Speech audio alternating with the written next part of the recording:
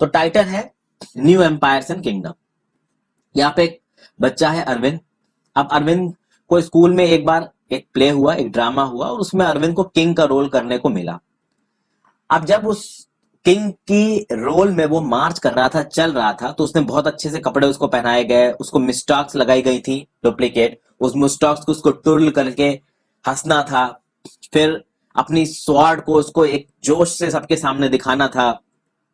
और सोचिए कि अरविंद एक समय पे किंग बना हुआ है, और किंग बने बने उससे कहा जाए कि वो बैठ के एक जगह वीणा बनाए।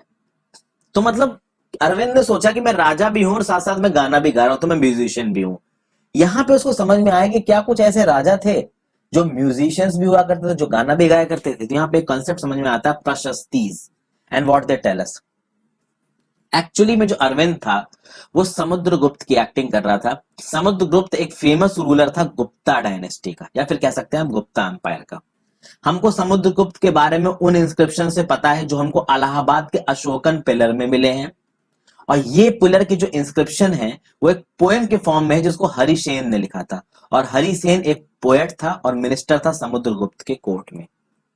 ये जो इंस्क्रिप्शन लिख मिला है इस अशोकन पिलर पे इलाहाबाद में, जिसपे वो इंस्क्रिप्शन लिखा है, वो एक्चुअली में एक प्रशस्ति है। प्रशस्ति मतलब तारीफ है, यानी प्रशस्ति प्रेज का, तारीफ का संस्कृत वर्जन है। और ये जो प्रशस्ति है ना फ्रेंड्स, ये रूलर्स के बारे में नॉर्मली लिखी जाती थी। जैसे फॉर एग्जांपल चैप्टर 9 में हमने एक प्रशस्ति के बारे में देखा था जो गौतमी पुत्र श्री शतकर्णी के बारे में लिखी हुई थी।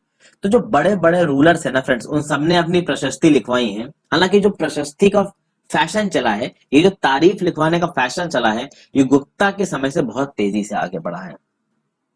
अब हम बात करते हैं समुद्रगुप्त की प्रशस्ति की या समुद्रगुप्त की तारीफ की।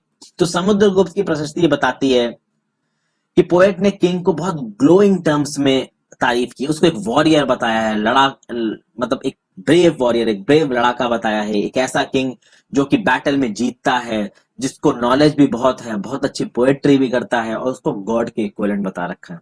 और प्रशस्ति लंबे लंबे सेंटेंसेस से बनी हुई है। एक कुछ आपको यहाँ पे पढ़ के दिखा देते हैं। समुद्रगुप्त द वॉरियर देखिए क्या है। Whose body was most charming, being covered with plenteous beauty of the mask of hundred of scars, battle axe। ये पूरा पढ़िए। इसका कहना मतलब क्या है कि इसकी जो बॉडी थी समुद्रगुप्त की बहुत चार्मिंग थी, क्योंकि वो इतना वीर था कि जब वो बैटल में लड़ने जाता था तो उसके शरीर पे जाने कितने कटे हुए मार्क्स हैं, कुल्हाड़ियों के, भालों के, स्पाइक्स के, स्पीयर्स के।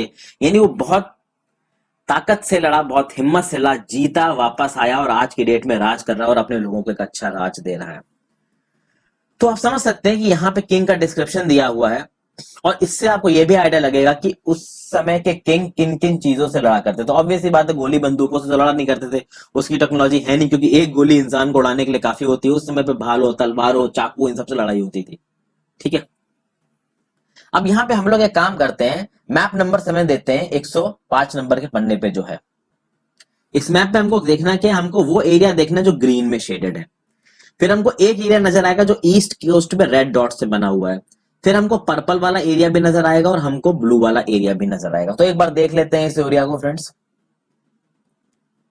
ये देखिए, ये रहा वो एरिया, ये ग्रीन इलाका यहां नजर आ रहा है। ठीक है, फिर ये रेड डॉट्स आपको ईस्टर्न कोस्ट पे नजर आ रहे हैं, और कुछ कुछ जो हल्का हल्का ब्लू है वो यहाँ पे नजर आ रहा है फ्रेंड्स। अब देखते हैं कि ये एक्चुअली में है क्या। थोड़ा सा वहां पे जो ब्लू और ग्रीन है वो क्लियर दिख नहीं रहा। एक्चुअली में ये जो मैप है वो प्रशस्ति की इंफॉर्मेशन के हिसाब से दिया हुआ है। यहाँ पे हरिसेना ने 4 अलग अलग तरीके के रूलर्स बता रखे हैं, और उन रूलर्स की तरफ समुद्रगुप्त की पॉलिसियां बता रखी हैं।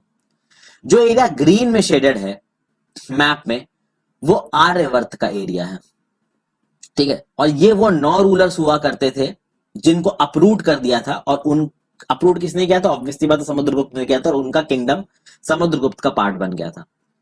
फिर जो दक्षिण पथ के रूलर्स थे, यहां पे 12 रूलर्स हुआ करते थे जिनकी जो कैपिटल्स है रेड से मार्क है ईस्टर्न कोस्ट पे। उन्होंने समुद्रगुप्त से सामने घुटने टेक दिए, समुद्रगुप्त से हार गए, लेकिन समुद्रगुप्त ने उनको फिर से रूल करने दिया ऑन हिज बिहाफ। फिर एक इनर सर्कल आपको निकल के आएगा नेबरिंग स्टेट्स का, जहां पे आसाम, कोस्टल बंगाल, नेपाल और बहुत सारे गण संघ हैं। इन गण संघ के बारे में मैंने चैप्टर 5 में बात की थी नॉर्थ वेस्ट में। इसको पर्पल में मार्क किया गया है। ये लोग ट्रिब्यूट लेके आते थे समुद्रगुप्त के कोर्ट में। और फिर जो आउटलाइंग एरियाज हैं जिनको ब्लू में मार्क किया गया है मैप में, वो डिसेंडेंट्स है कुषाण के और शक के, और इसमें रूलर ऑफ श्रीलंका भी आता है जिसने समुद्रगुप्त के सामने सबमिट किया और डॉटर्स को ऑफर किया। अब एक एक करके देखते हैं कि भैया हम यहाँ किसकी किसकी बात कर रहे हैं। देखिए फ्रेंड्स, यहां पे आप ध्यान से देखिएगा, ये वाला जो इलाका है, ये जो रेड वाले डॉट्स हैं, ये वो 12 किंगडम्स हैं, ये वो 12 किंगडम्स हैं दक्षिण पथ के, जिन्होंने समुद्रगुप्त के सामने सरेंडर कर दिया और समुद्रगुप्त ने उनको राज करने दिया ऑन हिज बिहाफ। उसके बाद आपको इनर स्टेट और आउटर स्टेट भी दिखा रखा है। ये वाला कलर इनर स्टेट को डिपिक्ट कर रहा है और ये वाला जो कलर है वो आउटर स्टेट को डिपिक्ट कर रहा है, और ये वाला जो कलर है ये आर्यवर्त को डिपिक्ट कर रहा है। आर्यवर्त के बारे में क्या इंफॉर्मेशन यहाँ पे दे रखी है, देखिए आर्यवर्त ग्रीन वाला एरिया, यहाँ पे 9 रूलर्स हुआ करते थे जिनको अपरूट करके सीधे समुद्रगुप्त के अंपायर में ले आए। तो ये था आर्यवर्त का area, this area, this is the area of Aryavarta. उसके आगे फ्रेंड्स, आउटर स्टेट की अगर हम बात करें, आउटर स्टेट में क्या क्या आता है,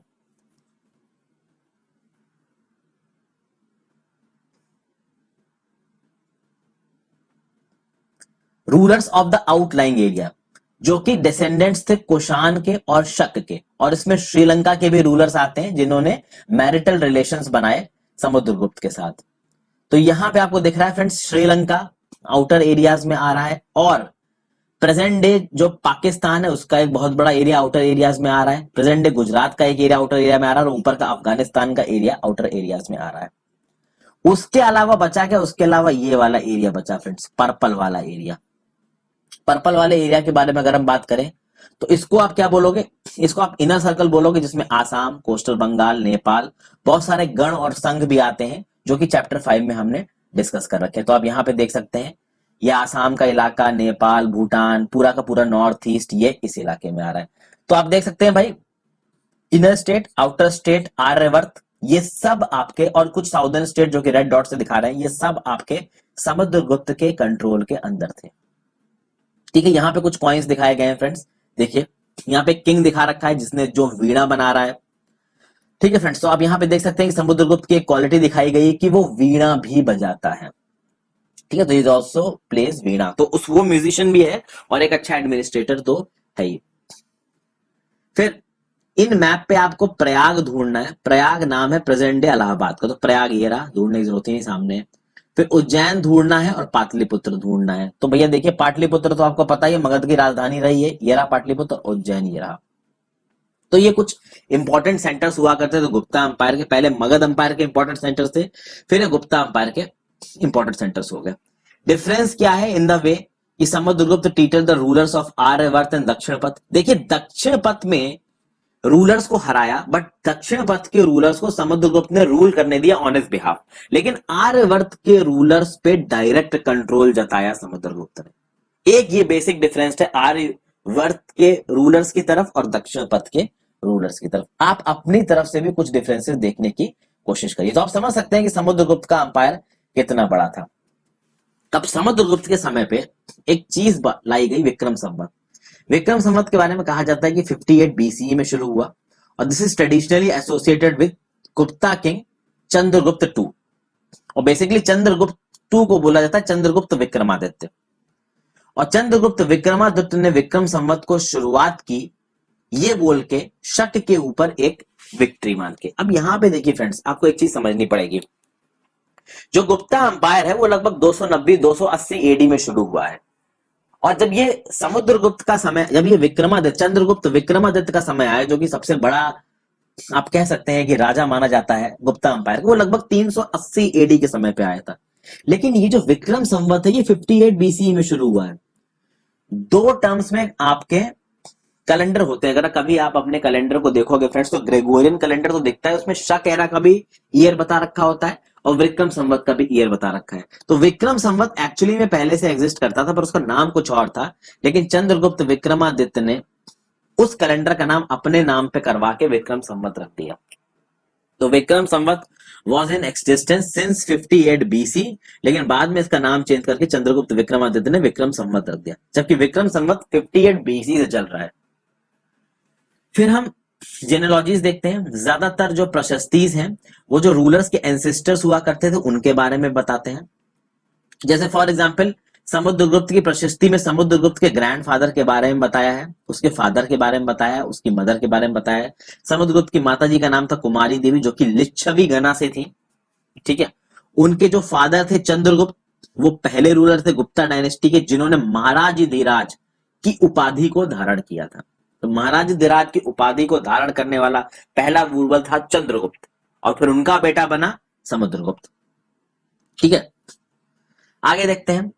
तो पहली बार चंद्रगुप्त ने उपाधि ली महाराज धीराज, समुद्रगुप्त ने भी उपाधि ली महाराज धीराज, लेकिन चंद्रगुप्त के जो फादर थे और जो ग्रैंडफादर थे वो अपने आप को महाराज ही बोलते थे, लेकिन पहली बार चंद्रगुप्त ने महाराज धीराज की उपाधि ली।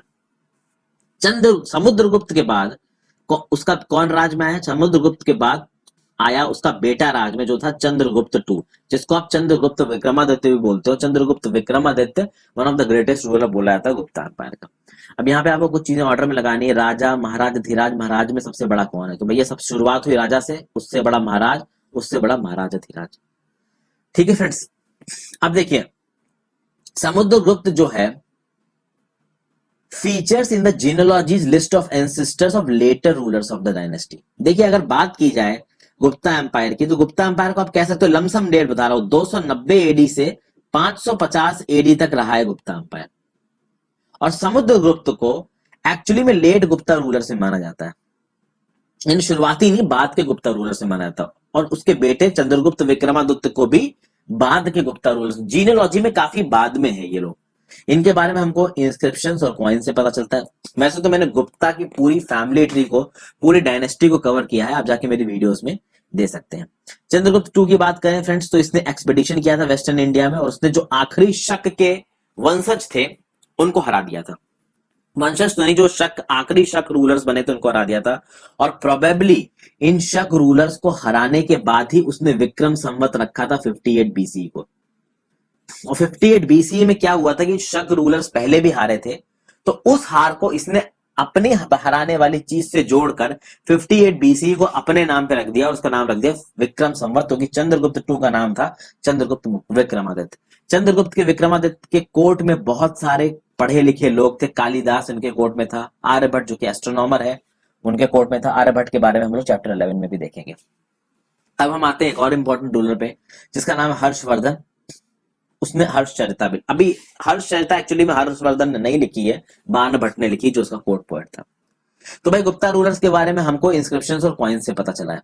बहुत सारे ऐसे रूलर्स हैं जिनके बारे में हमको उनकी बायोग्राफी से पता चला।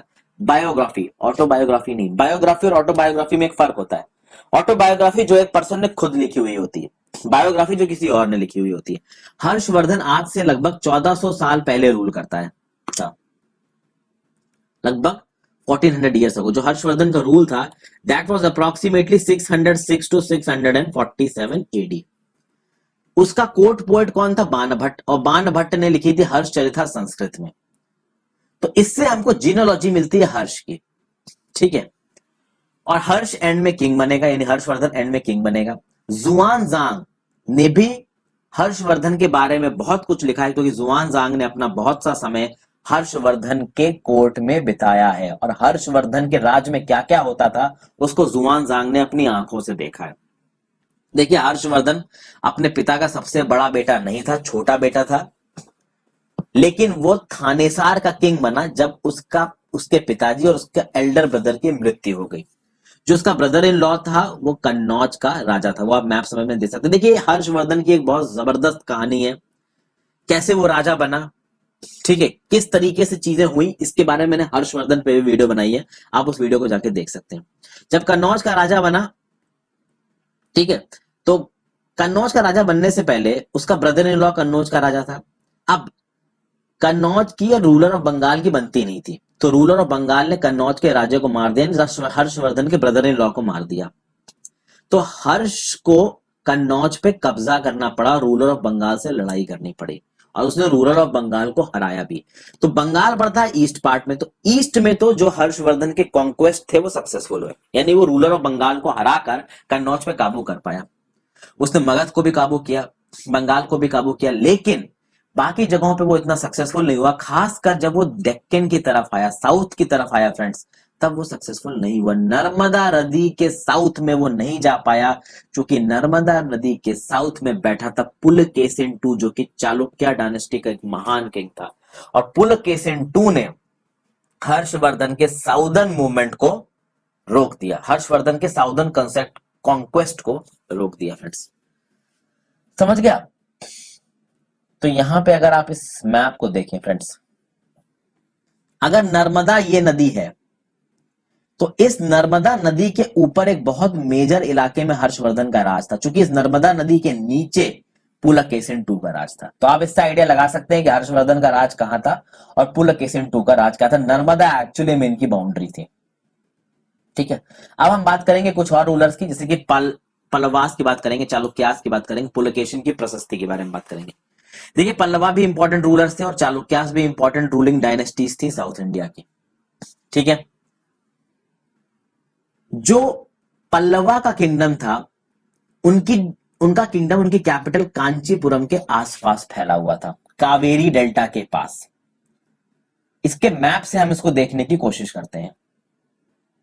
देखिए, यहां देखिए, ये लाल रंग जो है ना, वो आपको चालुक्य डायनेस्टी को दिखा रहा है और उसके नीचे आपको एक बहुत बड़ा पल्लवा एम्पायर दिख रहा है।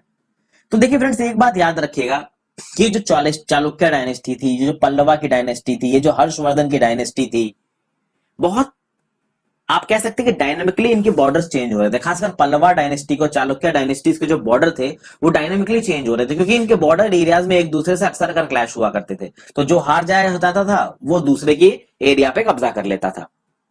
तो ये सब तरीके की चीजें चलती रहती थी। जो पल्लवा का राज, जो कांचीपुरम सिटी है कावेरी डेल्टा में, उसके आसपास हुआ करता था।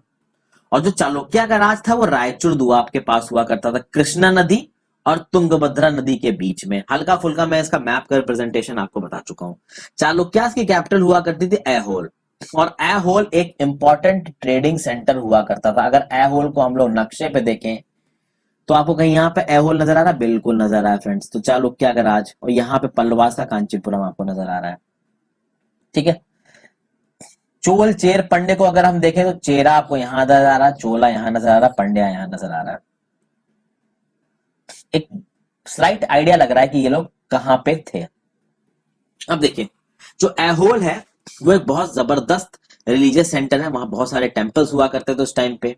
पल्लवास और चालुक्यास, जैसा कि मैंने कहा, कि एक दूसरे के लैंड पे अक्सर कर अटैक किया करते थे और वो चाहते थे कैपिटल सिटीज को ऑक्युपाई करना। तो जो पल्लवास थे वो चालुक्यास के ऐहोल को ऑक्युपाई करना चाहते थे, जो चालुक्यास थे वो पल्लवास के कांचीपुरम को ऑक्युपाई करना चाहते थे। जो सबसे फेमस चालुक्यन रूलर था वो था पुलकेशिन II। मैंने बताया ना, पुलकेशिन II ने हर्षवर्धन के साउदर्न मूवमेंट को रोक दिया था। और ये हमको एक प्रशस्ति से पता चलता है जो पुलकेशिन के कोर्ट पोएट रवि कीर्ति ने लिखी थी। तो एक सवाल ये भी बनता है कि भैया रवि कीर्ति किसका कोर्ट पोएट था? तो पुलकेशिन II का कोर्ट पोएट था। फिर पुलकेशिन को जो किंगडम मिला था वो कहां मिला था? पुलकेशिन को किंगडम अपने अंकल से मिला था। देखिए friends, Pulakeshin II, Chalukya dynasty, Pallava rulers के इंपॉर्टेंट रूलर्स, पल्लवा डायनेस्टी के इंपॉर्टेंट रूलर्स, ये अपने आप में एक बड़ी कहानियां है। यहाँ पे हर्षवर्धन की कहानी 2 लाइनों में समझा दी गई, पुलकेशिन II की कहानी 2 लाइनों में समझा दी गई, पर ये 2-2 लाइनों की कहानी नहीं है। ये बड़े बड़े साम्राज्य थे जिनके बारे में आपको बहुत कुछ और ज्यादा भी जानना चाहिए। तो अभी तो किताब के पर्सपेक्टिव से पढ़ रहे हैं तो इतना ही देखेंगे, क्योंकि हमको किताब के दायरे में रहना है। जब अलग से इन टॉपिक्स को देखेंगे, जो कि मैंने बहुत सारे समझाया भी है, तो वहां पे आपको डिटेल में ही बता रखा है। बहुत सारे तो आपको मेरी मॉडर्न हिस्ट्री, मिडिवल हिस्ट्री और एंशिएंट हिस्ट्री की प्लेलिस्ट में मिल जाएंगे। आप मेरे चैनल हर्षित द्विवेदी पे जाके देख सकते हैं। फिर रवि कीर्ति, जो कि पुलकेशिन II का कोर्ट पोएट था, उसने बताया कि पुलकेशिन II ने वेस्ट कोस्ट और ईस्ट कोस्ट पे बहुत सारे एक्सपेडिशन किए। हर्षवर्धन के साउदर्न मूवमेंट को उसने रोका।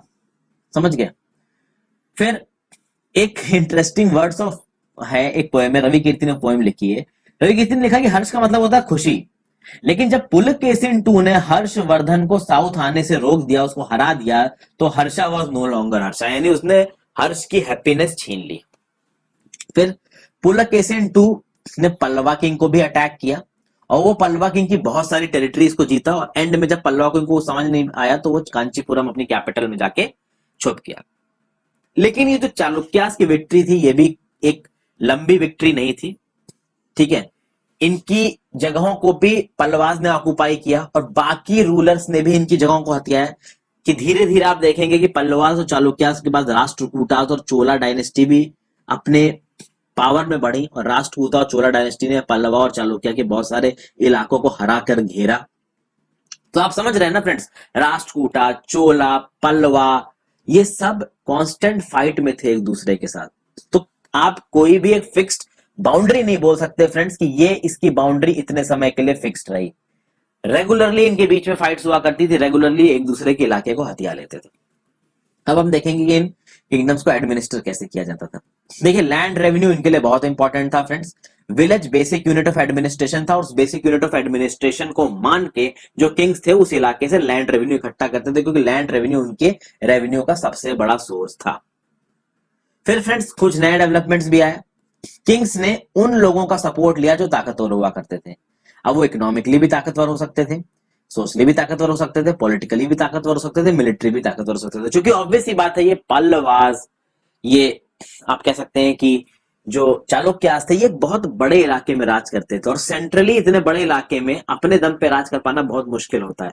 इसलिए लोकल जगहों पे जिन लोगों का दबदबा हुआ करता था उनके साथ ये बना के चलते थे ताकि ये राज को अच्छी तरीके से कर सके।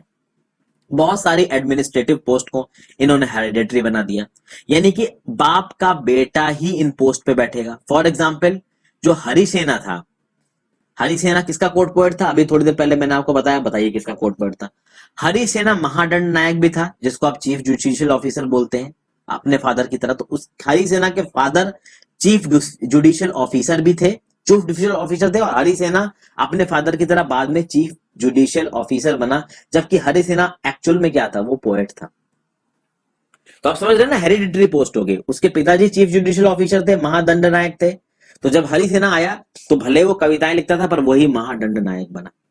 तो एक तरीके से आप कह सकते हैं कि इससे एफिशिएंसी थोड़ी कम भी होगी। फिर एक पर्सन बहुत सारे ऑफिसेस को होल्ड करता था, जैसे कि जो हरिसेना था, महादंड नायक तो था ही, यानी वो चीफ जुडिशियल ऑफिसर तो था ही, उसके साथ साथ वो कुमारामात्य भी था। कुमारामात्य मतलब एक इंपॉर्टेंट मिनिस्टर। उसके साथ वो संधि विग्रहिका भी था। संधि विग्रहिता मतलब minister of war and peace. तो आप समझ रहे हो ना कितनी इंपॉर्टेंट पोस्ट थी आपकी हरिसेना के पास। ठीक है। फिर जो इंपॉर्टेंट लोग हुआ करते थे लोकल एडमिनिस्ट्रेशन में, उनका दबदबा हुआ करता था, जैसे कि नगर श्रेष्ठी। नगर श्रेष्ठी चीफ बैंकर हुआ करता था या फिर चीफ मर्चेंट हुआ करता था सिटी का, तो उसका काफी दबदबा होता था लोकल एडमिनिस्ट्रेशन में। फिर एक सर्थवाहा हुआ करता था, जो लीडर होता था मर्चेंट कैरावेंस का, उसका भी काफी दबदबा हुआ करता था लोकल एडमिनिस्ट्रेशन में। आप ये सब लिख लीजिए फ्रेंड। फिर प्रथम कुलिका हुआ करता था, वो चीफ क्राफ्ट्समैन था, उसका भी काफी दबदबा हुआ करता था लोकल एडमिनिस्ट्रेशन में। अब देखिए शॉर्ट टर्म में तो ये पॉलिसीज बहुत सक्सेसफुल हुई। जो चालुक्य रूलर्स थे, जो पल्लवा के रूलर्स थे, उन्होंने बहुत बड़े एरिया में इन पॉलिसीज के दम पे कब्जा किया। लेकिन आप देखेंगे कि जैसे ही सेंट्रलाइज्ड लीडरशिप कमजोर होगी, वैसे ही ये लोग जिनके हाथ में लोकल लेवल पे पावर दी गई थी, ये लोग पावरफुल हो जाएंगे। और जब ये लोग पावरफुल हो जाएंगे तो ये बोल देंगे कि हम किसी भी सेंट्रलाइज्ड लीडरशिप को नहीं मानते, हम इंडिपेंडेंट किंगडम है। इसीलिए चीजों को हेरिडिटरी बनाना बहुत खतरनाक होता है। मान लीजिए किसी एक इलाके में आपने कोई एक इंपॉर्टेंट गवर्नर अपॉइंट कर दिया, अब अगर आपने उस पोस्ट को हेरिडिटरी बना दिया है ना, तो ये बात पक्का हो जाएगी कि उसी गवर्नर का बेटा अगला गवर्नर बनेगा, उस बेटे का बेटा अगला गवर्नर बनेगा। तो किसी भी तरीके के टैलेंट के आगे आने की कोई गुंजाइश नहीं रहेगी। अगर ये पोस्ट हेरिडिटरी ना बना के मेरिट पे बनाई जाती तो सेंट्रलाइज्ड कंट्रोल इन पर से नहीं छूटता, बशर्ते सेंट्रलाइज्ड कंट्रोल अच्छा होना चाहिए। और हर बार सेंट्रलाइज्ड कंट्रोल अच्छा नहीं होता था। ये रूलर के पर्सनल कैरेक्टर और एफिशिएंसी पे डिपेंड करता था कि उसका राज कितना ऑर्गेनाइज्ड है, कितना वेल मैनेज्ड है। फिर एक नई तरीके की आर्मी सामने आई। देखिए, बहुत सारे पहले के रूलर्स की तरह इन रूलर्स ने भी बहुत अच्छी आर्मी रखी, जिसमें बहुत सारे हाथी, चैरियट्स, कैवलरी और फुट सोल्जर्स थे। फिर इसमें बहुत सारे अच्छे मिलिट्री लीडर्स थे जो कि किंग को ट्रूप्स देते थे जब भी किंग को ट्रूप्स की जरूरत होती थी। और इन मिलिट्री लीडर्स को पैसे नहीं मिलते थे, डायरेक्ट सैलरी नहीं मिलती थी, इंस्टेड इनको लैंड मिलता था। और ये मिलिट्री लीडर्स क्या करते थे, उस लैंड से रेवेन्यू कलेक्ट करते थे और उस रेवेन्यू से अपने सोल्जर्स को, हॉर्सेस को और अपने इक्विपमेंट्स को मैनेज करते थे। तो एक तरीके से सामंत थे ये। अब सामंत को आपने तनख्वाह पे नहीं रखा, आपने उसको एम्प्लॉय नहीं किया, आपने उसको अपना पार्टनर बना लिया। और पार्टनर कैसे बनाया आपने उसको जमीन दे दी।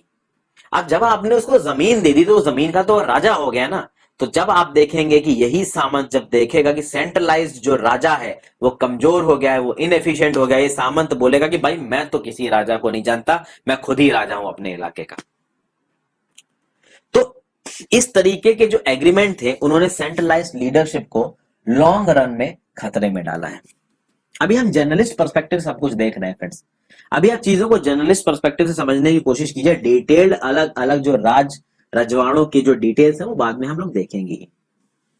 फिर अगर हम साउदर्न किंगडम्स की असेंबलीज को देखें तो भैया पल्लवा के इंस्क्रिप्शन में बहुत सारी लोकल असेंबलीज का नाम है जिसमें सभा होती थी। सभा में ब्राह्मण लैंड ओनर्स मिलकर बैठा करते थे। ये सभा बहुत सारी सब कमिटीज के थ्रू ऑपरेट करती थी। इन सब कमिटीज में कुछ कमिटी इरिगेशन पे होती होंगी, कुछ एग्रीकल्चर पे होती होंगी, कुछ सड़कें बनाती होंगी, कुछ लोकल टेम्पल्स बनाती होंगी। जहां पे जिस विलेजेस में लैंड ओनर्स ब्राह्मण नहीं हुआ करते थे वहां पे जो विलेज असेंबली होती थी वो उर होती थी, यूआर। और नागरम क्या था? Nagaram was an organisation of merchants. तो ये सब आप लिखते चलिए फ्रेंड्स, ठीक है, क्योंकि ये यूपीएससी प्रीलिम्स के लिए बहुत इंपॉर्टेंट पीस ऑफ इंफॉर्मेशन है। ठीक है फ्रेंड्स, उसके बाद ये जो असेंबलीज हुआ करती थी, इन असेंबलीज में काफी हद तक मर्चेंट्स और लैंड ओनर्स का दबदबा होता था जो कि काफी अमीर हुआ करते थे, क्योंकि पैसों का दबदबा तो देखिए फ्रेंड्स हमेशा से होता है। और ये लोकल असेंबलीज ने सेंचुरीज तक काम किया है इन जगहों पे। ठीक है, फिर अगर हम ऑर्डिनरी लोगों की बात करो उस किंगडम में, जो नॉर्मल लोग हुआ करते थे, जो आम आदमी हुआ करते थे, उनकी लाइफ्स को देखें फ्रेंड्स तो उनकी लाइफ्स के बारे में हमको बहुत सारे प्लेज और दूसरे अकाउंट से पता चलता है। जैसे कि कालिदास ने बहुत सारे प्ले लिखे हैं जो कि किंग के कोर्ट में हुआ करते थे। तो उनके प्ले से जो उस समय के लोगों की नॉर्मल लाइफ होती थी उनके बारे में काफी कुछ पता चलता था। ठीक है, जैसे कि फॉर एग्जाम्पल उनके प्लेस में ये दिखाया जाता है कि जो राजा है और जो ब्राह्मण है वो संस्कृत बोलेगा, लेकिन जो मेन है और वुमेन है जो कि किंग और ब्राह्मण नहीं है वो प्राकृत बोलेंगे। तो इससे पता चलता है कि जो आम लोग होते थे, आम आदमी औरत थे, उनकी भाषा थी प्राकृत और राजा रजवाड़ों की और ब्राह्मणों की भाषा थी संस्कृत। फिर कालिदास का एक बहुत इंपॉर्टेंट प्ले है अभिजना शकुंतलम। ये अभिजना शकुंतलम एक बहुत प्यारी सी लव स्टोरी है। एक किंग था दुष्यंत नाम का, उसको एक यंग वुमेन से प्यार हो गया था जिसका नाम था शकुंतला। ठीक है, और यहाँ पे एक पुअर फिशरमैन भी प्ले में आता है। तो ये एक प्ले है अभिजनम शकुंतलम। अब यहाँ पे देखिए कुछ इसका छोटा सा एक पार्ट दे रखा है, फिशरमैन फाइंड्स अ रिंग। अब क्या होगा, एक फिशरमैन को एक बहुत प्रीशियस रिंग मिलती है। अब वो प्रीशियस रिंग किंग ने शकुंतला को दी होती है। अब शकुंतला की रिंग को एक फिश गलती से सॉलो कर जाती है। क्या होता है कि शकुंतला की रिंग पानी में गिर जाती है और पानी में उस रिंग को फिश सॉलो कर जाती है। और जब ये रिंग गलती से फिशरमैन को मिल जाती है तो फिशरमैन राजा के पास जाके उस रिंग को वापस करने की कोशिश करता है, लेकिन जैसे वो गेटमैन को बताता तो गेटमैन बोलता है कि भाई तूने चुराई है रिंग। चीफ पुलिस ऑफिसर उससे अच्छे से बात नहीं करता, लेकिन जब उस फिशरमैन को किंग के सामने लेके जाया जाता है तो किंग खुश हो जाता है उस रिंग को देख के और वो फिशरमैन को रिवार्ड देके वापस भेजता है।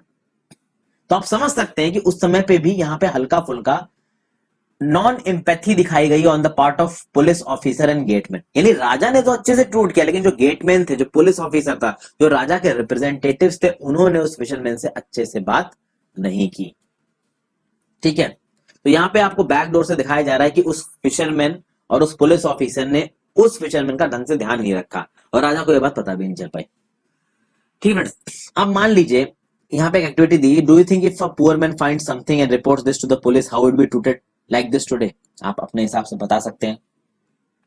यहाँ पे एक और चीज दे रखी है, name a famous man who taught in Prakrit and a king who issued his inscriptions in Prakrit. ये तो बहुत ही आसान सवाल हो गया फ्रेंड्स।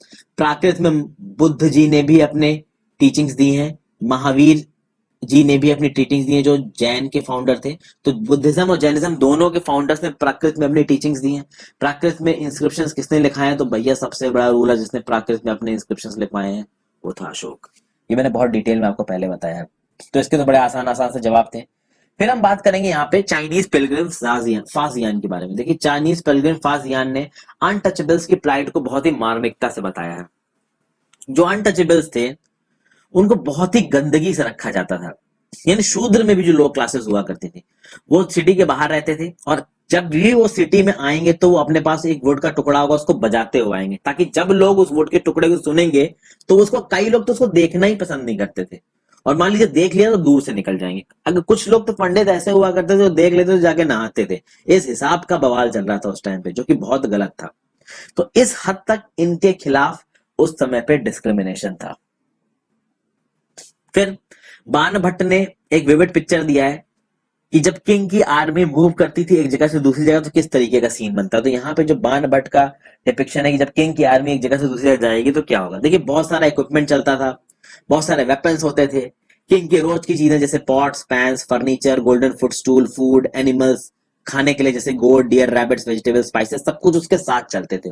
बड़े बड़े कैमल्स, एलिफेंट्स, एक ह्यूज आर्मी चलती थी, साथ साथ ड्रम बजाते हुए जाते थे, बहुत सारे हॉर्न्स और ट्रम्पेट्स बजते रहते थे। अब जब विलेज से जब ये आर्मी बीतती थी, गुजरती थी, तो उस विलेज के लोग अपने गिफ्ट लेके आते थे। मजबूरी थी, अगर वो गिफ्ट ना भी लाना चाहे तो उनको लाना पड़ेगा, भाई राजा आ रहा है। तो कर्ड का गिफ्ट, गुड़, फ्लावर, एनिमल्स के लिए फॉडर, जो एनिमल्स चल रहे हैं राजा के साथ उनके लिए दूध और जो फॉडर वगैरह, ये सब तरीके की चीजें। बहुत सारे लोग राजा से मिलके उनको अपनी शिकायतें बताते थे ताकि वो उनकी शिकायतों का निरावरण करें। लेकिन जब इस तरीके की इतनी बल्क में जब एक आर्मी निकलती थी ना तो बहुत लंबा डिस्ट्रक्शन का ट्रेल छोड़ जाती थी। बहुत सारे एलिफेंट्स आसपास की विलेजेस की हटों को तबाह कर देते थे।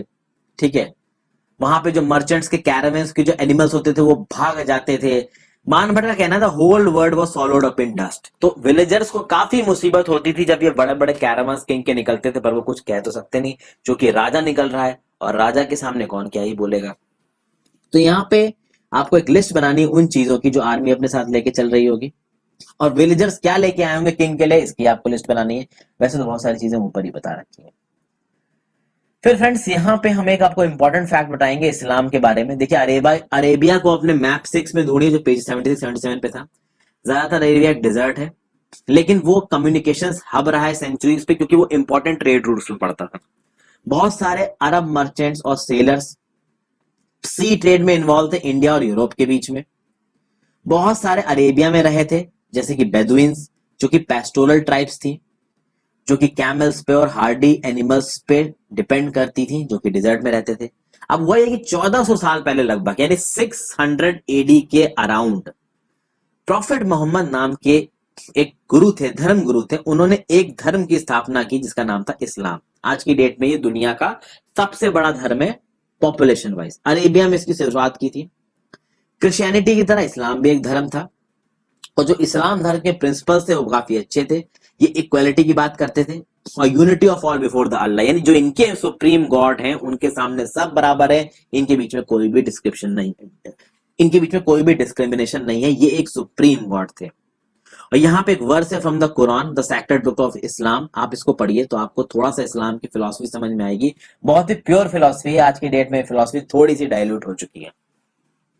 अगर आप इस्लाम की ग्रोथ को देखोगे फ्रेंड्स, तो ये बहुत तेजी से ग्रो किया है। North America, Spain, Iran, India पहुंचा, और अरब सेलर्स के थ्रू ये इंडियन सब कॉन्टिनेंट में आया फ्रेंड्स। ठीक है, तो अरब सेलर्स के थ्रू ये इंडियन सब कॉन्टिनेंट में भी आया फ्रेंड्स। और फिर अरब सेलर्स ने सिंध को कॉन्कर किया, जो अभी प्रेजेंट डे पाकिस्तान में है, लगभग 1300 ईयर्स अगो। तो ये इस्लाम धर्म इंडिया में कैसे आया? अरब सोल्जर्स के थ्रू आया। इसकी एक काफी बड़ी स्टोरी है, the entry of Islam in India. कभी अलग से मैं वीडियो बना के आपको बताऊंगा। यहाँ पे कुछ इंपॉर्टेंट वर्ड्स की बात की, प्रशस्ति, आर्यवत, दक्षिण पथ, जेनोलॉजी, हेरिडिटरी ऑफ समन्ता, असेंबली, नागरम, सब मैंने आपको समझाया। अब देखिए गुप्ता डायनेस्टी की शुरुआत कितनी पहले बताई गई है? 1700 साल पहले, यानी लगभग 300 एडी। 300 एडी से लगभग 10-20 साल पहले शुरू हो चुका था। और हर्षवर्धन का राज लगभग 1400 ईयर्स अगो, 606 से 647 एडी माना जाता है हर्षवर्धन का राज फ्रेंड्स। तो यहाँ पे वीडियो मैं खत्म करता हूँ। बहुत जल्दी बता के समझाने की कोशिश की है फ्रेंड्स। थोड़ा सा मैं तेज चलाऊं ताकि वीडियो आपके लिए बोरिंग ना हो।